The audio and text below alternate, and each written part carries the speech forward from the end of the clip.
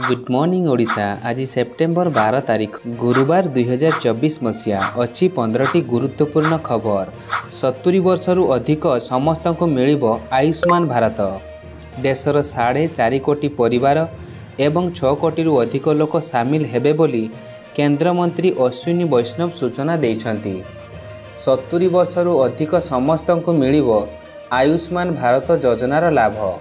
आज कैबिनेट बैठक में एने बड़ निष्पत्ति होईछि। एणिकी 70 वर्षरू अधिक जेकोसी वर्गर किछि व्यक्ति को आयुष्मान भारत जन आरोग्य योजना 5 लाख जाए मागणा चिकित्सा सुविधा पाई परिबे। कैबिनेट बैठक पर केंद्र मंत्री अश्विनी वैष्णव आजिर निष्पत्ति पर देशर 4.5 कोटी परिवारर 6 कोटी अधिक वरिष्ठ नागरिक आयुष्मान भारत जन आरोग्य योजना रे सामिल हेबे। परवर्ती खबर, निर्माण श्रमिकों पाई खुशी खबर। बढ़िला सहायता राशि। बढ़िला निर्माण श्रमिकों पाई सहायता राशि। दुर्घटना मृत्यु हेले परिवार को मिलिबो 6 लाखर सहायता राशि। निर्माण श्रमिकों पाई मुख्यमंत्री बड़ घोषणा। सेहीपरि स्वाभाविक मृत्यु हेले 3 लाख टंकार सहायता राशि मिलिबो।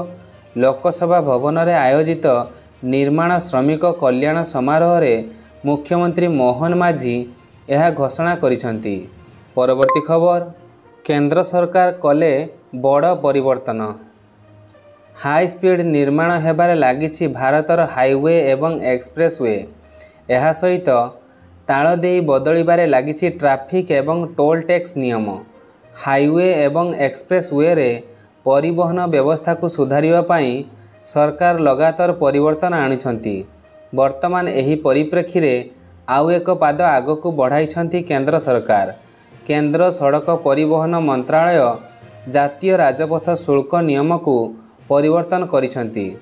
एहा द्वारा सही लोक माने बहुत उपकृत हेबे जेउ मानकू प्रतिदिन कौनसी काम रे राजपथ किंबा एक्सप्रेस वे रे जीवाको पड़ुछि एवं सेमानक घर टोल प्लाजा निकटरे रहिछि। आसंतु जानिबा एई नुआ नियम द्वारा आपनको कौन फायदा मिलिबो। सड़क परिवहन व राजपथ मंत्रालय अनुजाई ग्लोबल नेविगेशन सैटेलाइट सिस्टम व्यवहार करुथिबा घरोई गाड़ी मालिकों को राजपथ तथा एक्सप्रेस वे रे 20 किलोमीटर पर्यंत यात्रा करिया पाई कौनसी टोल आदाय कराजिबो नाही। नुआ विज्ञप्ति अनुसार जदि गाड़ी रे जीएनएसएस संस्थापित अछि तेबे दिन को राजपथ एवं एक्सप्रेस वे रे प्रथम 20 किलोमीटर पर्यंत यात्रा रे गाड़ी मालिकों को कौनसी शुल्क देबाको पड़िबो नाही। परवर्ती खबर, यागी तांडव रे गलानी 141 जीवन एबे भी अनेक निखोज। सुपर टाइफून यागी गत शनिवार वियतनाम रे स्थलभाग छुईबा परे भीषण वर्षा होईछि जार प्रभाव रे बहु क्षयक्षति होईछि। घूर्णिझड़ यागी प्रभाव रे संघटित बन्या एवं भूस्खलन रे 141 जनकर मृत्यु हेबा सह 59 जन निखोज अछंती। वियतनामर जातीय जल पाणीपाग केंद्र पक्षर कुहाଯାଇଛି राजधानी हानोईठारे प्रवाहित रेड रिभर रे जलस्तर विपद संकेत ठारू ऊर्ध्वरे रहिछि। सेहीपरि केंद्र पक्षर थाओ नदी मध्यरे जलस्तर अधिक वृद्धि पाइब बोली सतर्क सूचना जारी करा जाइछि। परवर्ती खबर, मंत्री को बड़ घोषणा। पूरण हेब 1,50,000 पदवी। खाली पड़िथिबा मोट 34,686 खाली पदवी को आसंता डिसेम्बर मास सुधा पूरण करिबा पाई सरकार पदक्षेप नेउछंती बोली विधानसभा रे बुधवार मुख्यमंत्री मोहन चरण माझी पक्षरु संसदीय व्यापार मंत्री डॉक्टर मुकेश महालिंग यही सूचना देइछंती। सेहीपरि चलित मास शेष सुधा स्कूल एवं गणशिक्षा विभागर खाली पड़िथिबा 21,979 पदवी पूर्ण कराजियो बोली मंत्री सूचना देउछंती। परवर्ती खबर, 24 घंटा मध्यरे एही स्थान मानकरे प्रबल वर्षा संभावना। भारतीय पाणीपाग पक्षरु राजस्थान, मध्य प्रदेश, विदर्भ, उत्तर प्रदेश एवं उत्तराखंड रे आसंता 24 घंटा मध्यरे प्रबलरू अति प्रबल वर्षा हेबार संभावना थिबा सूचना दिया जाइछि। ମଧ୍ୟପ୍ରଦେଶର ଉତ୍ତର ପୂର୍ବାଞ୍ଚଳ ଏବଂ ଏହାର ଆଖପାଖ ଅଞ୍ଚଳରେ ଲଘୁଚାପ ବଳୟ ସୃଷ୍ଟି ହୋଇଛି ଏବଂ ଏହା ଅଧିକ ଘନୀଭୂତ ହୋଇ ଉତ୍ତର ମଧ୍ୟପ୍ରଦେଶ ଏବଂ ତତ୍ସଂଲଗ୍ନ ଉତ୍ତର ପ୍ରଦେଶର କେନ୍ଦ୍ରାଞ୍ଚଳ ଆଡ଼କୁ ଗତି କରିବାର ସମ୍ଭାବନା ଅଛି। ପରବର୍ତ୍ତୀ ଖବର, ଜାମ୍ମୁ କାଶ୍ମୀରରେ ସୁରକ୍ଷାକର୍ମୀଙ୍କ ଗୁଳିରେ ଟଳିଲେ 3 ଆତଙ୍କୀ। ଜାମ୍ମୁ କାଶ୍ମୀର ବିଧାନସଭା ନିର୍ବାଚନ ପୂର୍ବରୁ ସୁରକ୍ଷା କର୍ମୀଙ୍କୁ ମିଳିଛି ବଡ଼ ସଫଳତା। ଭାରତୀୟ ସେନାର ସ୍ପେଶାଲ ଫୋର୍ସ ଓ ଜାମ୍ମୁ କାଶ୍ମୀରର ପୁଲିସର ଅପରେସନରେ 3 ଜଣ ଆତଙ୍କବାଦୀ ନିହତ ହୋଇଛନ୍ତି। ଉଦ୍ଧମପୁରର ବସନ୍ତଗଡ଼ କଠୁଆ ସୀମାରେ ଚାଲିଥିବା ଅପରେସନରେ ଏଭଳି ସଫଳତା ମିଳିଛି। ଏବେ ବି ସେଠାରେ ଆଉ କିଛି ଆତଙ୍କବାଦୀ ଲୁଚି ରହିଥିବାରୁ ସର୍ଚ୍ଚ ଅପରେସନ୍ ଜାରି ରହିଛି। ମିଳିଥିବା ସୂଚନା ଅନୁଯାୟୀ ବସନ୍ତଗଡ଼ କଠୁଆ ସୀମାନ୍ତରେ କିଛି ଆତଙ୍କବାଦୀ ଲୁଚି ରହିଥିବା ଖବର ମିଳିବା ପରେ ଭାରତୀୟ ସେନାର ପାରା 1 ଟ୍ରୁପ୍ର 22 ଗରୱାଲ ରାଇଫଲ ଓ ଜାମ୍ମୁ କାଶ୍ମୀର ପୁଲିସର ଏସ୍ଓଜି କମାଣ୍ଡୋମାନେ ସେଠାରେ ପହଞ୍ଚିଥିଲେ।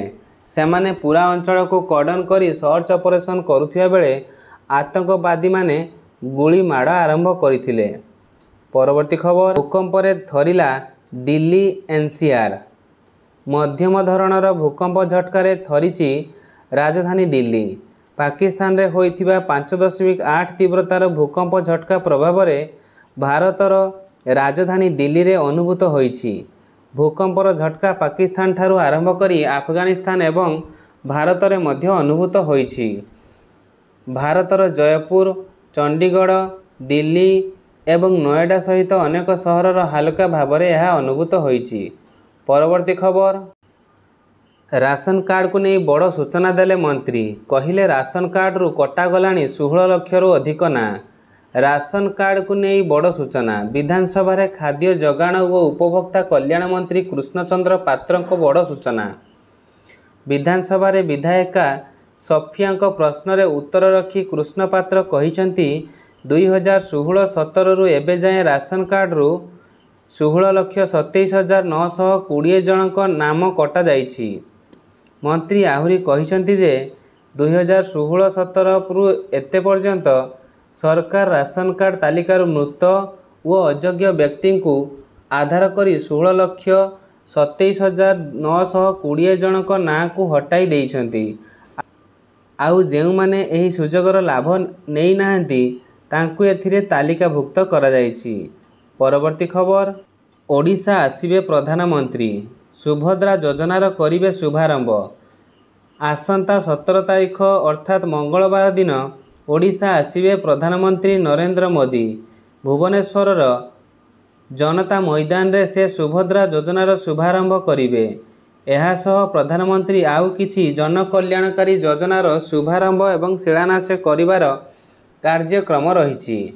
ଗସ୍ତ ସୂଚୀ ଅନୁଯାୟୀ ପୂର୍ବାହ୍ନ 11:35ରେ ଭୁବନେଶ୍ୱର ବିମାନ ବନ୍ଦରରେ ପହଞ୍ଚିବେ ପ୍ରଧାନମନ୍ତ୍ରୀ ନରେନ୍ଦ୍ର ମୋଦି। 11:40ରେ ସେ ବିମାନ ବନ୍ଦର ଛାଡ଼ିବେ। 11:55ରେ ଜନତା ମଇଦାନରେ ପହଞ୍ଚିବେ ପ୍ରଧାନମନ୍ତ୍ରୀ। ଦିନ 12ଟାରୁ 1ଟା ପର୍ଯ୍ୟନ୍ତ ସେ ଜନତା ମଇଦାନରେ ଆୟୋଜିତ କାର୍ଯ୍ୟକ୍ରମରେ ଉପସ୍ଥିତ ରହିବେ ଏବଂ ବିଭିନ୍ନ ପ୍ରକଳ୍ପର ଶିଳାନ୍ୟାସ ତଥା ଉଦ୍ଘାଟନ ଲୋକାର୍ପଣ କରିବେ। ପରବର୍ତ୍ତୀ ଖବର, 200 ଗୋଶାଳା। ଗୋଖାଦ୍ୟ ପାଇଁ ମିଳିବ ଦୈନିକ ଟଙ୍କା। ଏଣିକି ରାଜ୍ୟରେ ହେବ 200 ଗୋଶାଳା ଏବଂ ଏଥିସହିତ ଗୋଖାଦ୍ୟ ପାଇଁ ପ୍ରତ୍ୟେକ ଦିନ 54 ଟଙ୍କା ମିଳିବ। ଏନେଇ ବୁଧବାର ଦିନ ଗୃହରେ ମତ୍ସ୍ୟ ଓ ପଶୁ ସମ୍ପଦ ମନ୍ତ୍ରୀ ଗୋକୁଳାନନ୍ଦ ମଲ୍ଲିକ ସୂଚନା ଦେଇଛନ୍ତି। ସେହିପରି ଗୋଶାଳାକୁ ପ୍ରୋତ୍ସାହନ ଦେବା ପାଇଁ ସରକାର ଋଣ ଦେଉଛନ୍ତି ଏବଂ 90% ଋଣ ଛାଡ଼ ମଧ୍ୟ କରୁଥିବା ନେଇ କହିଛନ୍ତି ମନ୍ତ୍ରୀ। ଗୋଖାଦ୍ୟ ପାଇଁ ଦୈନିକ 45 ଟଙ୍କା ମଧ୍ୟ ସରକାରଙ୍କ ତରଫରୁ ମିଳିବ। ଏହାସହ ଗୋଶାଳା କରିବାକୁ ସବୁ ବିଧାୟକଙ୍କୁ ମନ୍ତ୍ରୀ ଅପିଲ କରିଛନ୍ତି। ସେହିପରି ଉପମୁଖ୍ୟମନ୍ତ୍ରୀ ବଡ଼ ଘୋଷଣା କରିଛନ୍ତି ଯେ 2025 ସୁଦ୍ଧା ସମସ୍ତ ରାଜସ୍ୱ ଗାଁରେ ପହଞ୍ଚିବ ବିଜୁଳି। ଆଜି ତେଲକୋଇ ବିଧାୟକ ଫକୀର ମୋହନ ନାୟକ ଏବଂ ଖସିପୁରା ବିଧାୟକ ବଦ୍ରିନାରାୟଣ ପାତ୍ରଙ୍କ ପ୍ରଶ୍ନର ଉତ୍ତର ଦେଇ ଏହା ଘୋଷଣା କରିଥିଲେ ଉପମୁଖ୍ୟମନ୍ତ୍ରୀ। ପରବର୍ତ୍ତୀ ଖବର, ଆସିଲା ସିଏଜି ରିପୋର୍ଟ, ଫିଟିଲା ଗୁମର। 782 କୋଟି ନେଇଗଲେ କାଳିଆ ଅଯୋଗ୍ୟ ହିତାଧିକାରୀ। ବିଧାନସଭାରେ ଉପସ୍ଥାପିତ ହେଲା ସିଏଜି ରିପୋର୍ଟ। ମୁଖ୍ୟମନ୍ତ୍ରୀ ମୋହନ ମାଝୀ ବିଧାନସଭାରେ ସିଏଜି ରିପୋର୍ଟ ଉପସ୍ଥାପନ କରିଛନ୍ତି। ପ୍ରାଥମିକ ଭାବେ ମିଳିଥିବା ସିଏଜି ତଥ୍ୟ ଅନୁଯାୟୀ ପୁରୀର ତତ୍କାଳୀନ ଜିଲ୍ଲାପାଳଙ୍କ ପାଇଁ 8 କୋଟି ଟଙ୍କା କ୍ଷତି ହୋଇଥିବା ଦର୍ଶାଯାଇଛି ସିଏଜି ରିପୋର୍ଟରେ। ରାଜସ୍ୱ ବିଭାଗ ନୀତି ଅନୁସାରେ ସ୍କୁଲ କଲେଜ ପାଇଁ ରିହାତି ଦରରେ ଜମି ମନା ଥିବା ବେଳେ ଏକ ଶିକ୍ଷାନୁଷ୍ଠାନ ପ୍ରତିଷ୍ଠା ପାଇଁ ପୁରୀ ଜିଲ୍ଲାପାଳ 5 ଏକର ଜମି ଲିଜ୍ ନେଇଥିଲେ। ପୁରୀ ଜିଲ୍ଲାପାଳଙ୍କ ଏହି ଅନିୟମିତ କାର୍ଯ୍ୟ 8.47 କୋଟିର ରାଜସ୍ୱ ହାନି କରାଇଥିଲା। ସିଏଜି ରିପୋର୍ଟରେ ଫିଟିଲା ବଡ଼ ଗୁମର। ଅଯୋଗ୍ୟ କାଳିଆ ହିତାଧିକାରୀ ନେଇଗଲେ 782 କୋଟି ଟଙ୍କା। ପରବର୍ତ୍ତୀ ଖବର, ଗଛ କରଡ଼ରେ ଫସିଥିଲେ 20 ଘଣ୍ଟା ପରେ ନଈ ବଢ଼ିରୁ ଉଦ୍ଧାର ହେଲେ। କଥାରେ ଅଛି ରକ୍ଷେ ହରିତ ମାରେ କିଏ। ସେମିତି ଏକ ଘଟଣା। ବନ୍ୟା ପ୍ରଳୟ ଭିତରେ 20 ଘଣ୍ଟା ଧରି ଗଛ କରଡ଼ରେ ଆଶ୍ରୟ ନେବା ପରେ ହେଲେ ଉଦ୍ଧାର। ଭରା ନଦୀରୁ ପାଣି ସାମାନ୍ୟ କମିବା ପରେ ଉଦ୍ଧାର କଲା ଓଡ୍ରାଫ୍ ବାହିନୀ। ମାଲକାନଗିରି ପଡ଼ିଆ ବ୍ଲକ ଗିରିକାନପଲ୍ଲୀ ପଞ୍ଚାୟତ ଅନ୍ତର୍ଗତ ମୁରୁବାନପଲ୍ଲୀ ଗାଁର ଇର୍ମା ମାଡକାମୀଙ୍କୁ ପାଟେରୁ ନଦୀରୁ ଉଦ୍ଧାର କରାଯାଇଛି। ଅଗ୍ନିଶମ, ଓଡ୍ରାଫ୍, ପୋଲିସର ମିଳିତ ଟିମ୍ ତାଙ୍କୁ ଉଦ୍ଧାର କରିଛନ୍ତି। ପରବର୍ତ୍ତୀ ଖବର, 5 ବର୍ଷରେ ପ୍ରସ୍ତୁତ ହେବେ 5000 ସାଇବର କମାଣ୍ଡୋ, କରିବେ ଫ୍ରଡ୍ର ମୁକାବିଲା। ସାଇବର ଫ୍ରଡ୍କୁ ନେଇ କେନ୍ଦ୍ରମନ୍ତ୍ରୀ ଅମିତ ଶାହାଙ୍କ ବଡ଼ ବୟାନ। ସାଇବର ସୁରକ୍ଷା ବିନା କୌଣସି ଦେଶରେ ବିକାଶ ଅସମ୍ଭବ।